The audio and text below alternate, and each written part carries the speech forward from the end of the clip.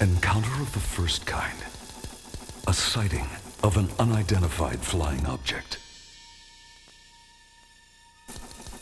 Encounter of the second kind. Physical evidence of a UFO landing. Encounter of the third kind. Sighting of alien life forms. You are about to learn the startling truth surrounding the abductions of hundreds of innocent people by someone or something not of this world.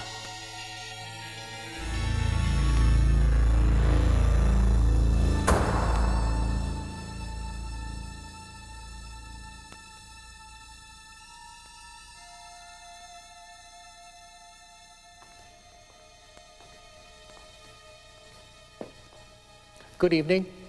I'm Roddy McDowell, your host for Encounters of the Fourth Kind, a report on communion. For the next 60 minutes, we're going to take an in-depth look into the world of the unknown.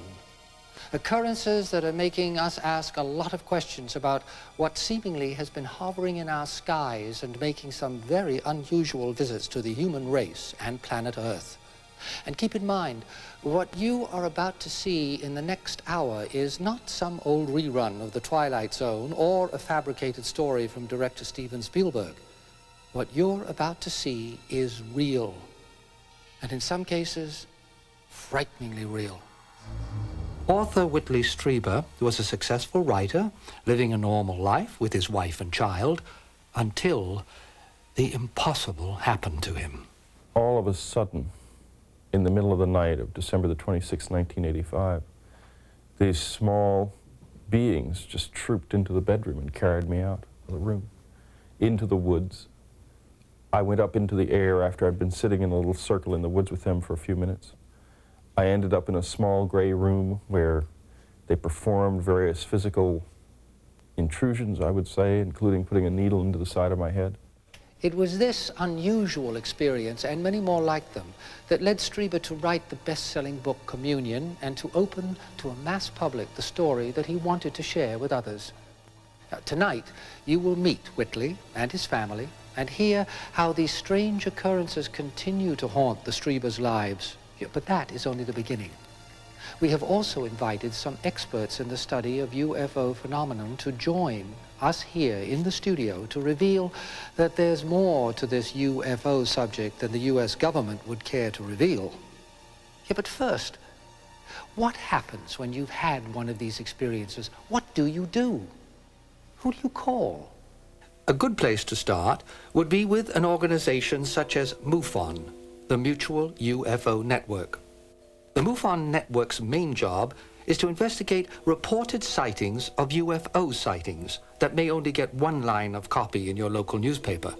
Well, sometimes I may, say, find an article in the local paper where somebody in my neighborhood, say in LA County, has a sighting that I think is interesting or worth looking into. If there are more questions that the paper hasn't answered, I will contact the individual if I can find out who they are and do my own investigation. Some cases, though, can become extremely complicated and involve devoting a great deal of time to the investigation. Generally, you know, on a lights in the sky type thing, you should be able to finish that one, say, in maybe 1 or 2 days if it's got any interesting aspects at all. But an abduction case, you might spend or have to spend a month or 2 on it to do all the things, say, that are necessary, the regressions and the analyzing of anything, going back and doing it again, perhaps. If a UFO investigator is lucky enough to explore an encounter where the witness snapped a few photographs of the sighting, a photo analyst is brought in to determine if the photos are indeed genuine. There can be a situation where if somebody hands you a photo and you look at it with your naked eye and you can't see all the information that's in it, it doesn't have enough contrast or something like that. If you knew how to look at it, maybe you could see it. For example, if there's a very faint line on the film, you might not be able to see it looking at it straight like this. So you tilt the film flat like that and you hold it in the right light and you rotate it around. And if you can line up that line with your eyeball, then you can see it. Well, now photographic analysis can bring out that line and make it evident to anybody who's looking at it without any trickery, you might say. For example, take a look at this photo of alien spaceships surrounding this unprotected building. But when you spin the photo around, you discover that the sources are actually rivets reflected from the surface of a wet bridge girder with the building in the background. And could this photo, taken by a passenger on a train, really be an invasion of UFOs into New York City? No, it's only the train car's ceiling lights reflected in the glass window. But here's one that isn't quite so easy to explain. This is the initial publication of classic UFO photos taken by Farmer Paul Trent in the presence of his wife on May 12th, I believe it was, 1950. He got two photos. First, this one here, showing sort of the bottom of the object, and then this one over here, a side view. And then shortly after this one, within seconds, this object zipped off to the west. One search that would be made immediately for evidence of a hoax, since these lines up here in the photos are wires that ran between the house and the garage. Here's the garage over here, and the house, it can't be seen, but it's just on the right-hand side of the pictures. One could imagine somebody making a little model, tying it to a string, hanging it on the wires, and going out and photographing it. Attempts to do that analysis involved things like computer-aided enhancement. We had the original negatives to work with, and we used computer equipment to scan under this area very carefully, put it on a computer, and then enhance it. What it amounts to is I wasn't able to find any proof that it was a hoax. What I found was a lot of evidence that indicated they were telling the truth, and therefore I conclude that this is a real thing. When we return, you'll meet two people who have had very different encounter experiences and see how it has changed their lives forever. I was suddenly awakened. It was like bolting out of sleep. You know how you have a bad dream and suddenly you're awake? This is what it was, is my adrenaline was rushing, my heart rate was up, and I looked above me and there was this being. UFOs are not a new subject. Reports of strange objects hovering in the skies can be traced back as far as Roman times.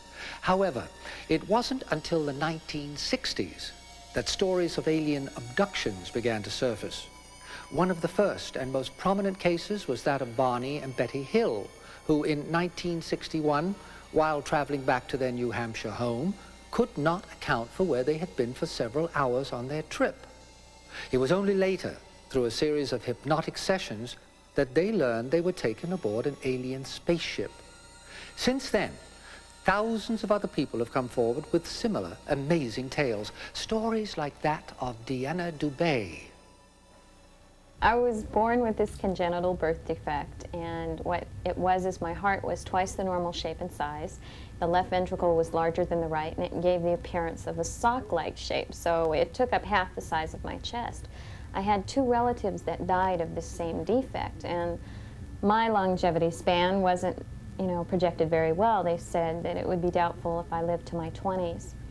Well, during the time I was about 12, they gave me, or they had me go under a testing period to see if there was anything that could be done for my heart. And in the middle of this testing period, I woke up in the night and I saw this being standing over me, a tall, androgynous-looking entity, and he told me not to be afraid, that he was there to help me and he would heal my heart. And then he placed his hands over my chest and I felt this pressure come, and that's all I remembered. The next morning I woke up with minor chest pains. My mom took me back to the doctors who were testing me, and they took x-rays and found that my heart had shrunk to normal shape and size, that it had totally contorted itself into a way that medical science cannot explain. The fact that something happened to Deanna is evident from the shape of her heart in her x-rays, x-rays that have the medical community baffled. The doctors they look at it, and one doctor said, for all intents and purposes, it looks like a totally different heart in the same body. They don't know how or what happened to me. I mean, they can't explain it. It's just something that no one can explain. Deanna does realize just how strange and yet fortunate this encounter proved. But as to why her and not someone else is not as easy to grasp.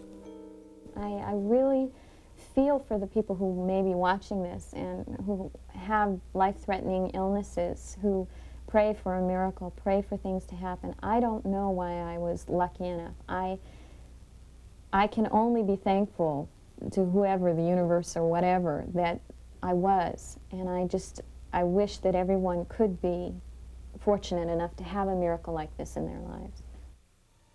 Certainly one of the most intriguing cases of UFO abductions belongs to Betty Andreasson. Betty's story, like so many of these cases, began with only a memory of seeing an unusual light in the sky. Well, I had conscious memory of a certain amount of the 1967 encounter. And I saw an article in a local newspaper put in by Dr. J. Allen Hynek's organization.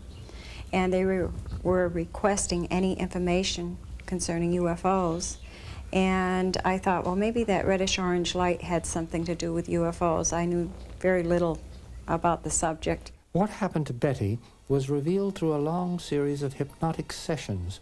It was through these sessions that Betty began to discover that she had had contact with alien beings throughout her childhood. This was when I was 13 years old. It took place in Westminster, Massachusetts. It was in the backyard of my home.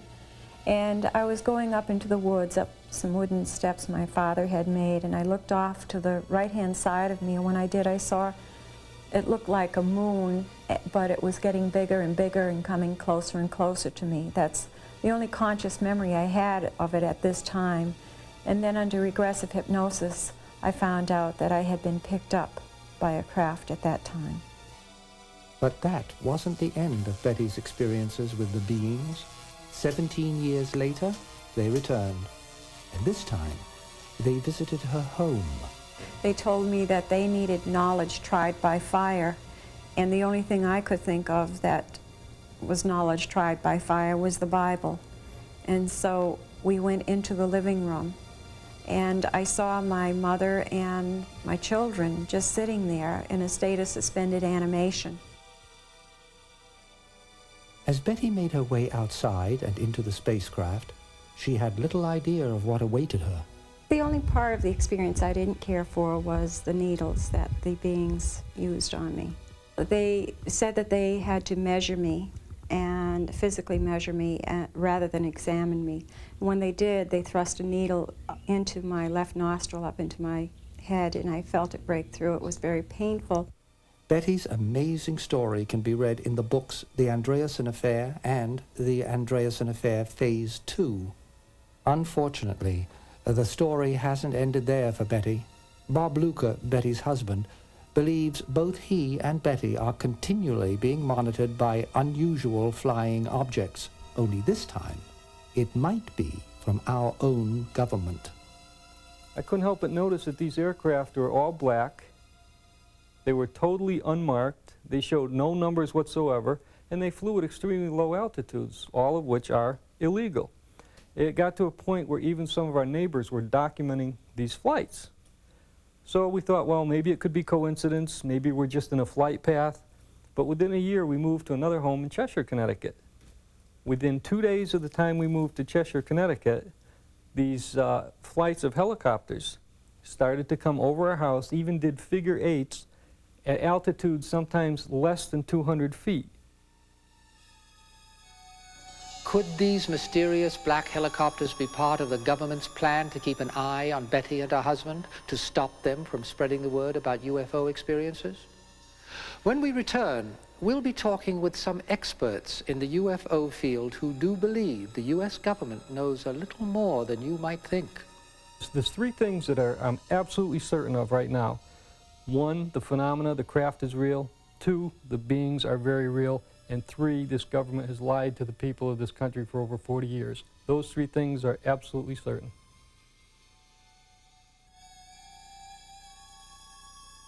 The UFO phenomenon is an area with a wide range of subject matter, and there are many, many people who have devoted their lives to trying to obtain answers to this unusual topic. Joining me now are 5 of the top people in the field, each with their own specialty. William Moore is the president of the Fair Witness Project, an organization that conducts investigations into these strange events across North America. Bill is also the author of the best-selling book, The Roswell Incident, an investigation into a crashed UFO in Roswell, New Mexico in the 1940s. Dr. Frank Strangers founded the National Investigations Committee on UFOs.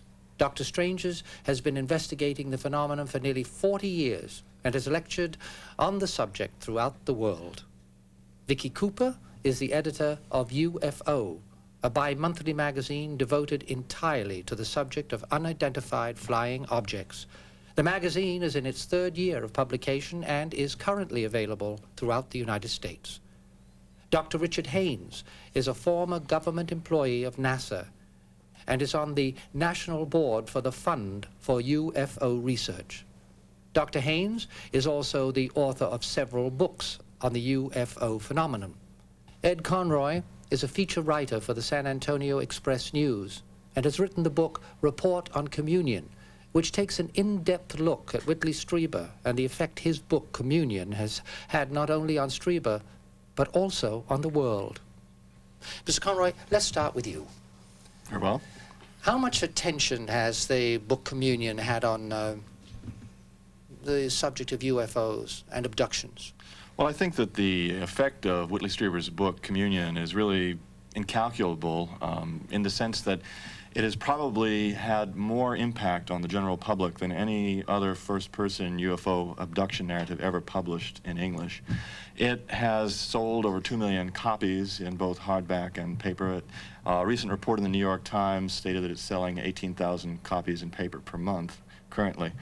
And I believe that really the most significant thing that it has done, Roddy, has been to enable people to begin to talk about this, in the sense that I believe that Strieber, because he was a well-known and well-respected author, broke through what I call the respectability barrier.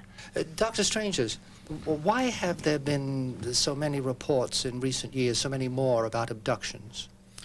I believe the media has gotten a hold of this thing perhaps for the first time, and more people from every walk of life claim that they have been abducted.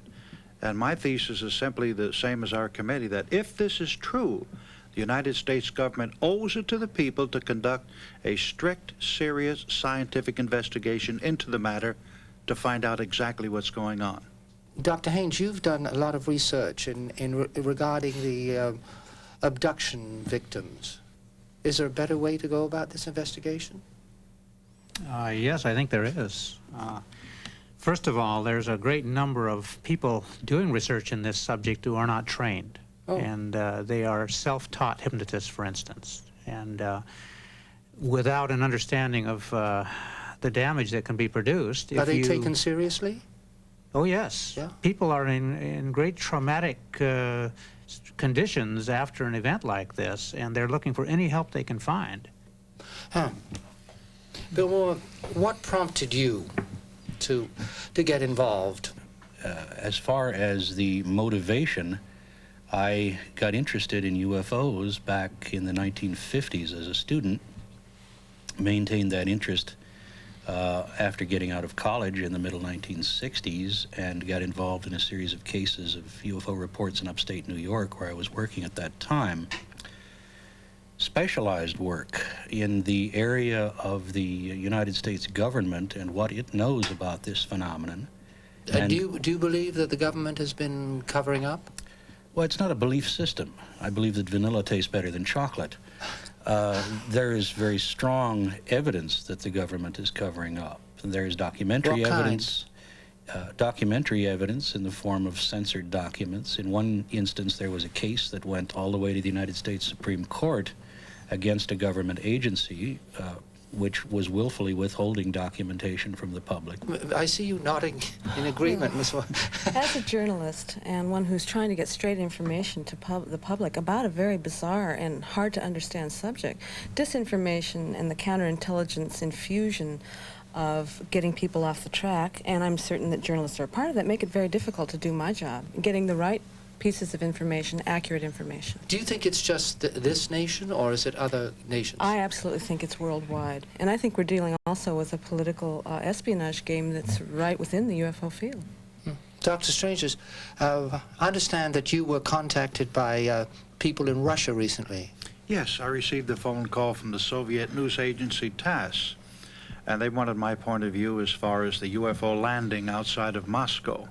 And the following day, I got a call from the University of Moscow, and the gentleman was quizzing me very, very closely as to how that particular landing related to certain landings in the United States.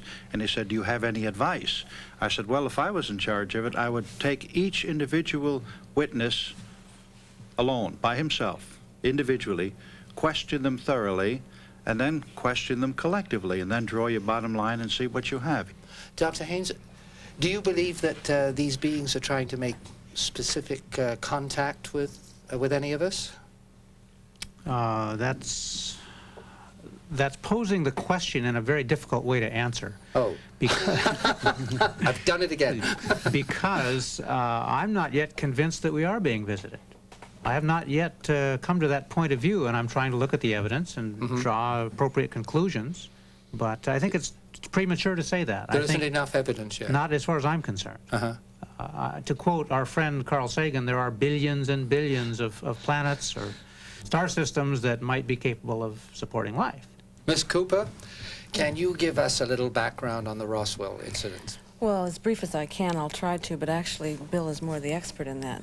On July 7th, I believe it was, 1947, a rancher in Roswell, New Mexico, a little town, found some very strange debris that looked to him as if it might be a problem that was beyond his authority. And so he went to the sheriff at Roswell and suggested that it may be, the sheriff did, a military problem. So that he, the sheriff in turn, went to military authorities. The Army Air Force subsequently came by.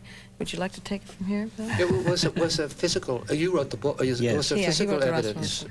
There is some military documentation to suggest that this occurred. In fact, the very first press release that was put out by the Army Air Force at Roswell on the 7th of July, 1947, stated unequivocally that the Air Force had, in fact, recovered the wreckage of a flying saucer. That was their words, not mine. And that made world headlines. The next day, General R.M. Ramey of the 8th Air Force, on orders from the Pentagon, countermanded the story, said it was all a big mistake, that it had been nothing more than a misidentified weather device. The man who gave that story to the press, the adjutant to General Ramey, General Dubose, still living today and a man in his 80s, has stated to us that the whole weather device story was nothing more than a fabrication designed to get the press off of their backs. Were beings actually seen at that incident? According to witnesses, there were bodies found on the ground, 4 bodies.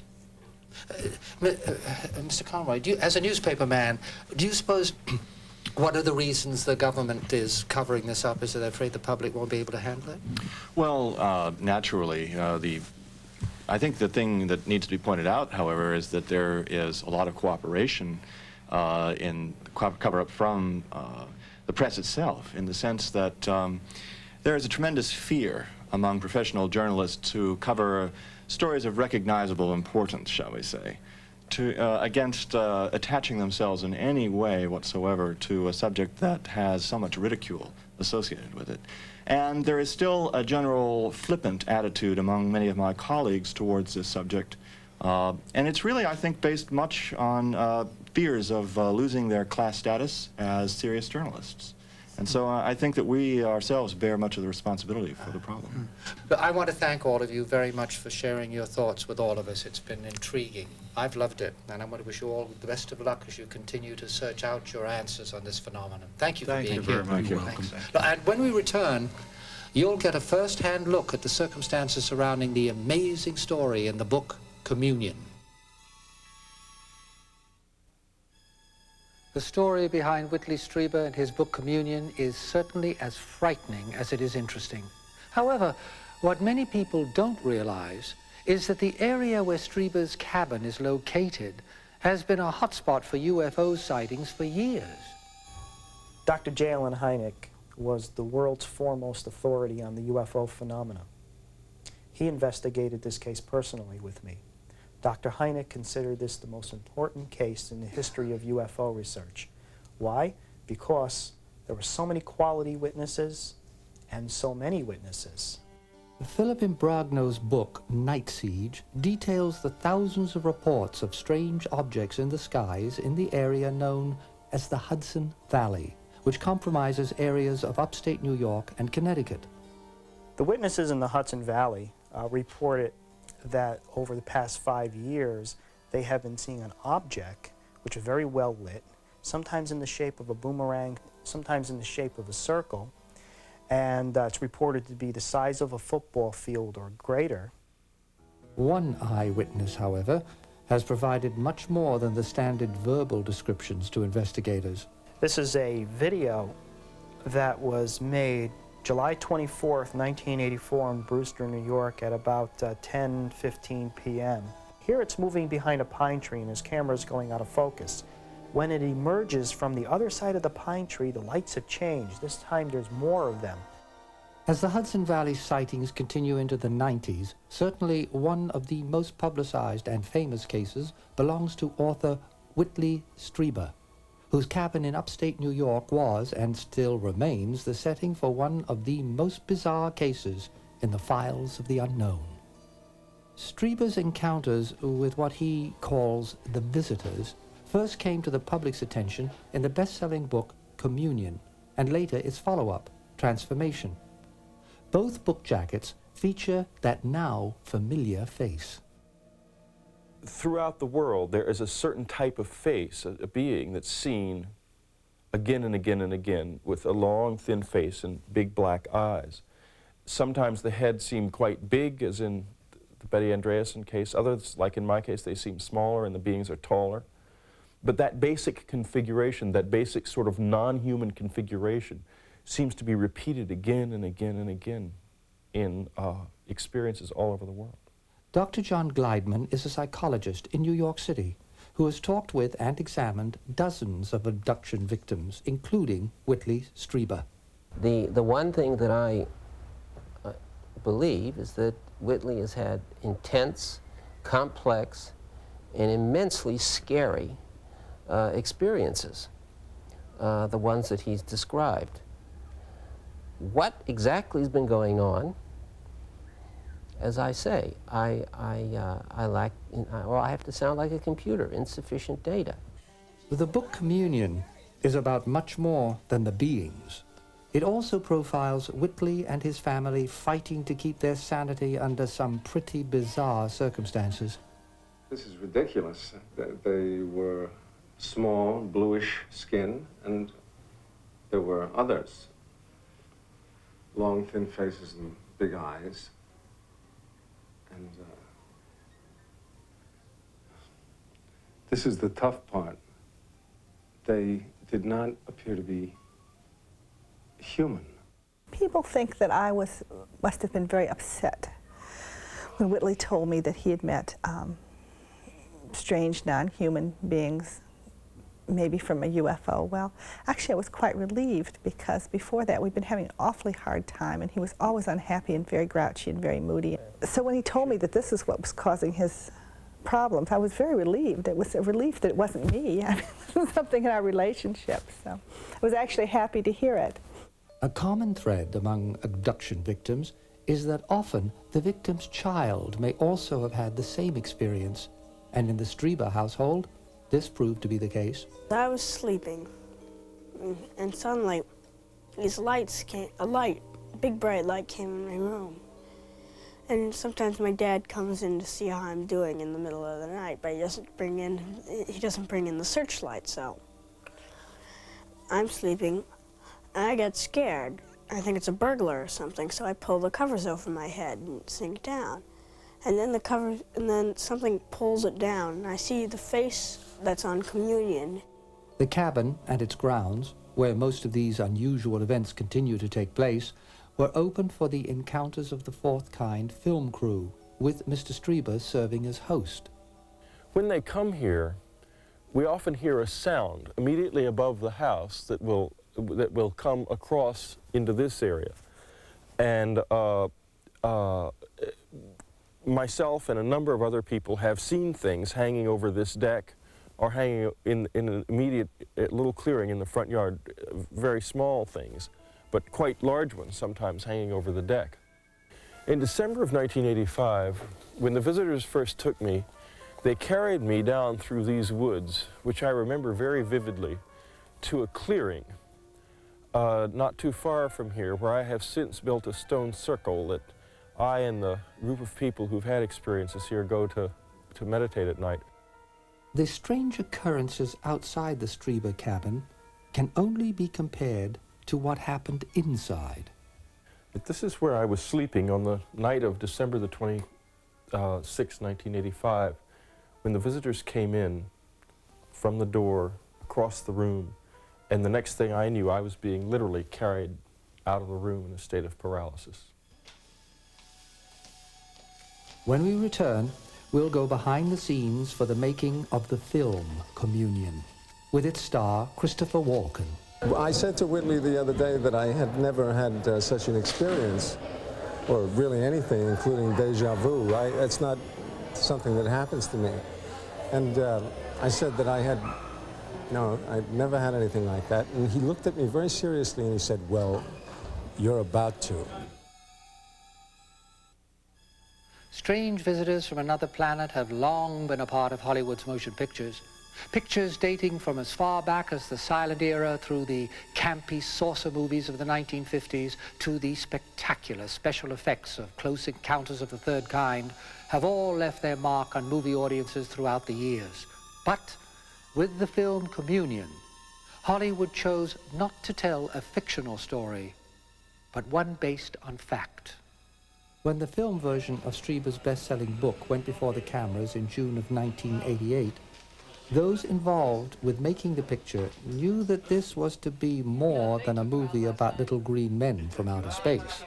Those other films were fantasies, and Whitley is, this is a true story. That's what makes this picture different. It's a true story, and it really examines the psychological side of what will happen to human beings if and when they encounter intelligent non-humans. After Mora convinced Strieber that his story should be told on the big screen, the two formed their own production company and set about finding the actors who would play the two pivotal roles. Selected to play Whitley was Academy Award winner Christopher Walken. Walken, whose gritty work in The Deer Hunter earned him an Oscar, quickly adapted himself to stepping into the shoes of the famous writer. The good thing for me here is that I like to work a lot, and I took a job, and you know, I hope for the best always, but in this case it turned out to be very inventive, which I'm grateful for, and Whitley is responsible for that because he was kind of like a good parent, you know, he let the bird fly. Equally as important as the role of Whitley was the question as to who would play Anne Strieber, Whitley's wife. To fill this role, the director looked to actress Lindsay Krause, an Academy Award nominee for her role in Places of the Heart. And another interesting thing about Lindsay is that she was very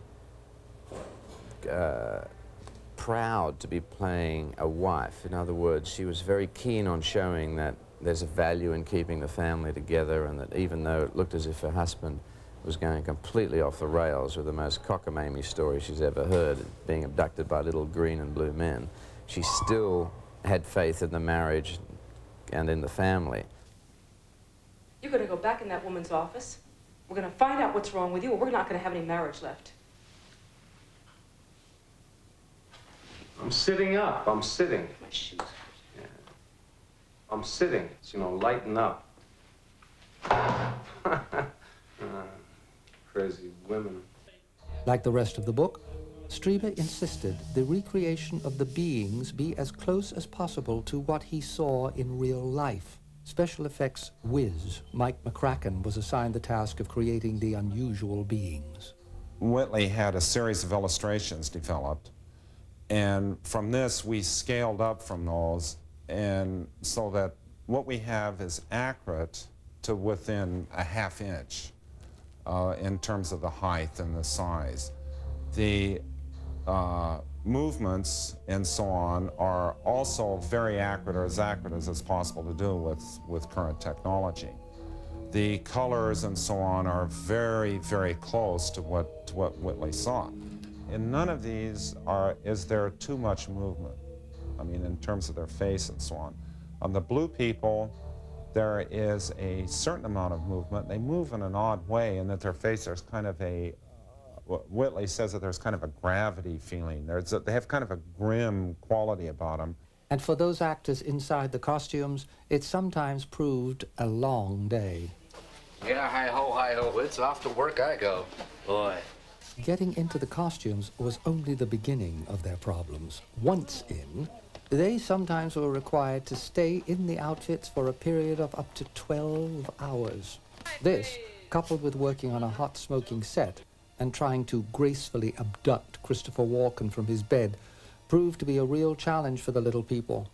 Take after take was shot to allow Philippe and the editors a wide choice to use to convey this integral part of the film.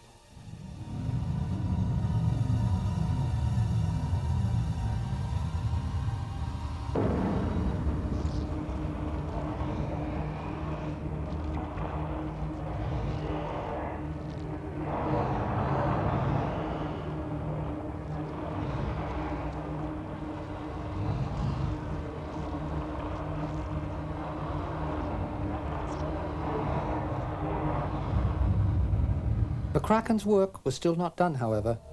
The most important visitor still had to be designed. Because it would be impossible to fit a human into the skinny body of this being, McCracken had to figure out a different way for the beings to move.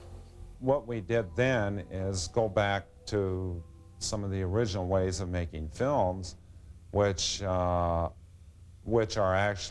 actually seem to be low-tech, but are very appropriate for the circumstance, which namely just wires, flying them with wires.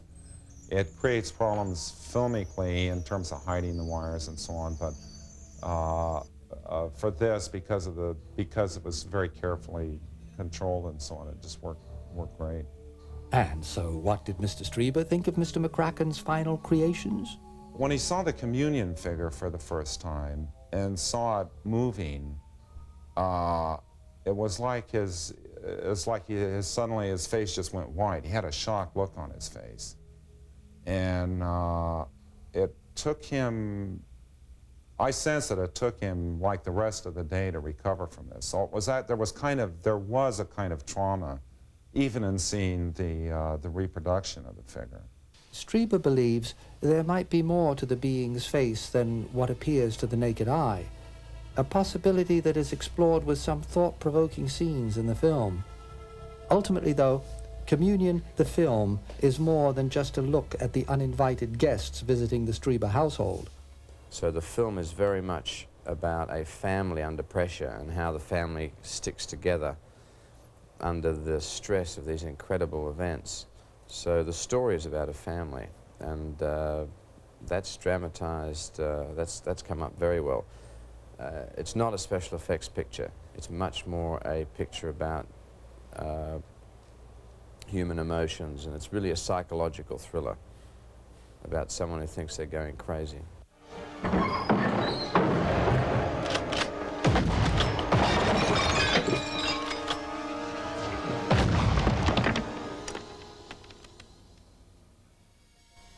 When Encounters of the Fourth Kind returns, we'll once again visit the Strieber cabin to examine a bizarre incident that was shared by 9 other people at the cabin in May of 1988. And through hypnotic regression with those people, we'll find out what really happened that eventful night. Well, it was wonderful because we woke up upstairs and we heard them all talking. And when we came down, they'd been talking for hours. It was just magical. It was like coming in right after a miracle. This is the couch where a reporter was sleeping last May of 1988. When the visitors came into this room, there were 2 other people in the room at the same time. They were all simultaneously awakened by the ruckus and the noise. As my son says, the visitors are noisy when they're around here. They certainly don't creep around.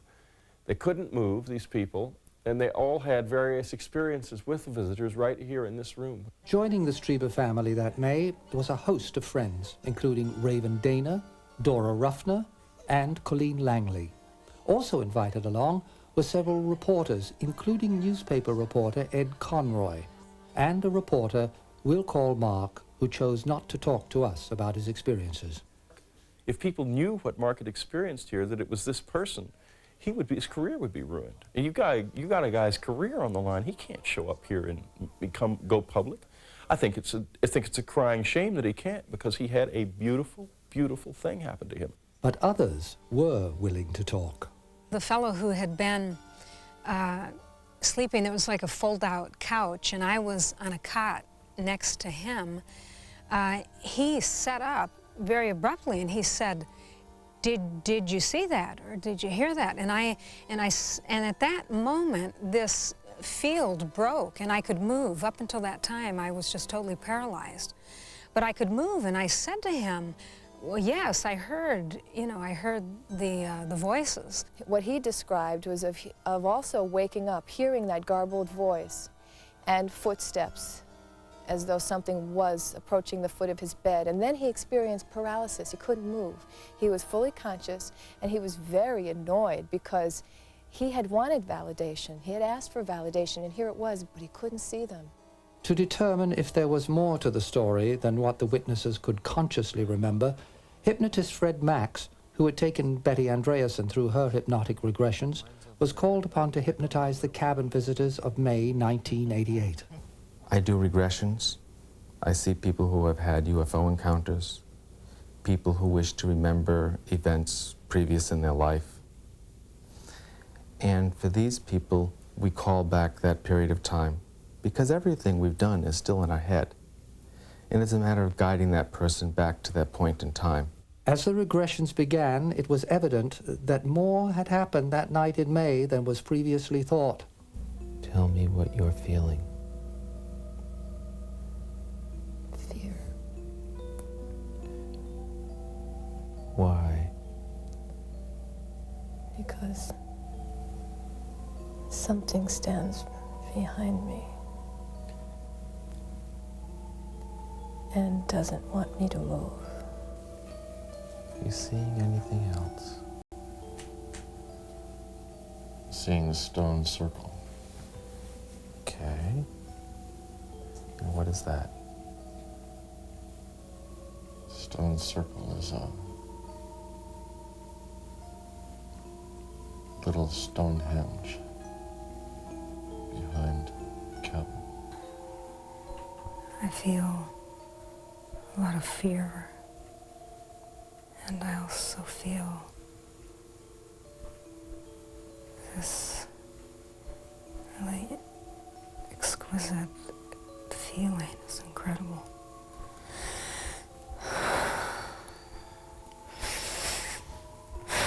Relax more. What do you say we backtrack a little? Just relax. I want you to distance yourself from that feeling. They feel they have been abducted. They may have been abducted. I'm reasonably comfortable they're not fabricating stories. And the similarities are intriguing. Something unusual happened at the Strieber cabin that night, but what was revealed in the regressive sessions appeared to be only the tip of the iceberg. So, the production crew of Encounters of the Fourth Kind waited with cameras in hand to try and capture the elusive visitors on tape. When the sun rose the following morning, the Encounters TV crew was disappointed to find nothing but black darkness on the videotape that ran throughout the entire night while they slept. The beings were nowhere to be seen. Or were they? A very small, about maybe 4 feet high being with very round, very dark eyes came through the window. And the most interesting thing was that there was no real fear, just at first a jolt of shock, but I felt in tremendous rapport with the being who raised his hand, his right hand. and I felt the weight lift just slightly from my body. I kind of propped myself up on my arm, and I also lifted my hand, and we touched palms. What happened at the Strieber house that night? A dream? An elaborate stunt put on by Whitley Strieber? Or the truth? When we return, we will try to answer those questions. You know, it's no secret in this that something happened in here last night, but you have no physical validation. All you have is a roll of film that's just totally black with a few funny noises on it. Big deal. So what am I to say? Except that you personally, as a human being, know something happened, but you can't validate it. What has happened to the Strieber family and to thousands of people who've had similar experiences may never be completely accepted by the human race until the beings are ready to make themselves fully known. Meanwhile, the rest of us can only keep wondering, waiting, and hoping for that definitive answer to the question, are we alone? Until then, I'm Roddy McDowell. Good night.